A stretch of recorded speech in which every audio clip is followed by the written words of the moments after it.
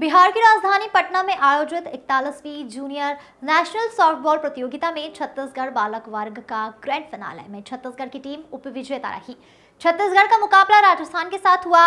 राज्य की टीम को रजत पदक प्राप्त हुआ। बालिका वर्ग में छत्तीसगढ़ की टीम को कांस्य पदक से संतोष करना पड़ा। छत्तीसगढ़ की टीम ने बालक वर्ग में अपने सुपर 8 के तीनों मुकाबले में सबसे पहले चंडीगढ़ को 11-0 से हराया। इसके बाद पंजाब को 10-2 से हराया गया।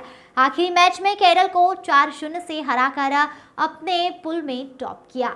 वहीं पुल टॉपर के मैच में छत्तीसगढ़ के आंध्र प्रदेश को 5-3 से हराया और ग्रैंड फिनाले में प्रवेश किया। इसी प्रकार बालिका वर्ग में छत्तीसगढ़ की टीम ने फास्ट सुपर 8 के मुकाबले में मध्य प्रदेश को 1-0 से हराया और दूसरे मैच में केरल को 2-1 से हराया तथा आखिरी मुकाबले में आंध्र प्रदेश के साथ 3-2 रहा, जिसके बाद फर्स्ट फाइनल मैच तेलंगाना से हुए मुकाबले में स्कोर 3-4 रहा, जहां छत्तीसगढ़ को अब ग्रैंड फिनाले में पहुंचने के लिए एक मैच और जीतना है।